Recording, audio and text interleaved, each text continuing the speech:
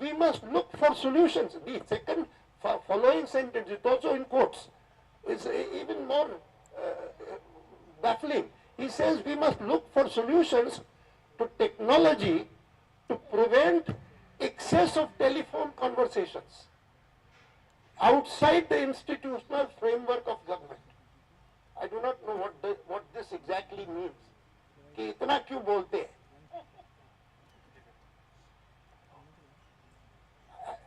Are these matters about which the Prime Minister should be worried? I don't understand.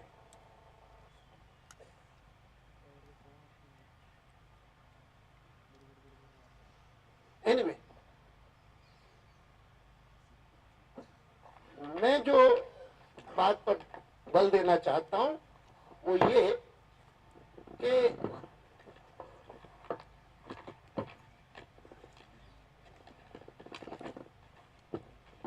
जिस दिन लोकसभा अध्यक्ष ने सभी पार्टियों के नेताओं को बुलाया था, आमंत्रित किया था इस महीने के आरंभ में, उसके अगले दिन हम एनडीए के लोग आपसे मिले थे और आपको हमने कहा था कि ये तीसरा प्रयत्न था गतिरोध को दूर करने का। पहले 2 वित्त मंत्री ने किए थे, लोकसभा सदन के नेता, और उसमें सफलता नहीं मिली थी, तो इस बार लोकसभा स्पीकर ने बुलाया था। सदन के नेता भी उसमें उपस्थित थे, लेकिन दोनों सदनों के पार्टियों के नेता उसमें भाग लिया था और उससे भी गतिरोध दूर नहीं हुआ था। हाँ, बावजूद इसके कि विपक्ष के नेता, लोकसभा में विपक्ष के नेता ने बड़े बल के साथ कहा था कि हमारी रुचि है कि सदन की कार्यवाही चलनी चाहिए, बहुत सारे विषय हैं जिन पर हमको चर्चा करनी है, और वो चर्चा जो है, क्योंकि ये भ्रष्टाचार के संदर्भ में जितनी थोड़ी बहुत चर्चा इधर उधर भी होती थी वो ज्यादा 2G की ही होती थी, 2G के स्कैम की, स्पेक्ट्रम स्कैम की, क्योंकि उसके बारे में सीएजी ने जो फिगर दी कि उसके कारण सरकार को कितना नुकसान हुआ, वो शॉकिंग था। वो था कि 1.76 lakh crores, which seemed to be in terms of amount the highest, the biggest scandal in independent India. और वो बिल्कुल आम आदमी के मन पे बैठ गया है। 1.76 लाख करोड़। ये बात अलग है कि इस सत्र से पहले जितने महीने कॉमनवेल्थ गेम्स की चर्चा चली, तो दिल्ली में और कुछ विषय था ही नहीं, जैसे मानो कि उसमें कितना भ्रष्टाचार हो रहा है, भयंकर भ्रष्टाचार हो रहा है, इसी की चर्चा चलती रही। और इसीलिए मैं मानता हूं कि इस सत्र में कोई बिल न पास होना, कोई कार्यवाही न होना, इसने जिस ढंग से भारत में यूपीए सरकार के अधीन भ्रष्टाचार चलता रहा है, उसको जिस प्रकार से उजागर किया है, कितनी भी हम चर्चाएं कर लेते वो उजागर नहीं होता। It would have meant that the issue of corruption would have been talked out, अगर चर्चा भी करते।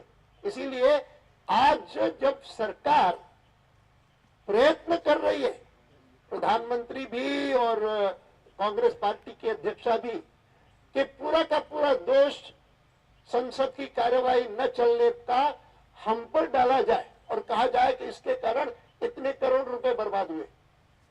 हम उनसे पूछना चाहते हैं कि हमने अगर कार्यवाही नहीं की और उसके कारण कंट्रोलर एंड ऑडिटर जनरल द्वारा कही हुई बात कि 2G स्पेक्ट्रम स्कैम में और सरकार को और देश को 1.76 लाख करोड़ का घाटा हुआ है। ये उजागर हो सकता था अगर हम न करते। और मैं तो ये भी कहता हूं कि जितना कांग्रेस सरकार का हमने भ्रष्टाचार के इश्यू को लेकर के विरोध किया इस सारे सत्र में, वो अगर विरोध न करते तो क्या राजा को हटाया जाता? क्या उत्तर प्रदेश की महाराष्ट्र के मुख्यमंत्री को परिवर्तित किया जाता? क्या वो चाहे उनको कोई छोटा ही पद है सुरेश कलमाड़ी जी को, लेकिन क्या सुरेश कलमाड़ी जी को उस पद से भी हटाया जाता? लेकिन ये सब कुछ होने के बाद भी बेनिफिशियरीज कौन कौन है इसका पता नहीं लगा। और मैं मानता हूं कि जब हम इतना कठोर स्टैंड लिए हुए हैं इस विषय पर, तो उसका कारण है कि हम चाहते हैं कि कौन कौन बेनिफिशियरीज हैं जिनको ये प्रोटेक्ट करना चाहते हैं।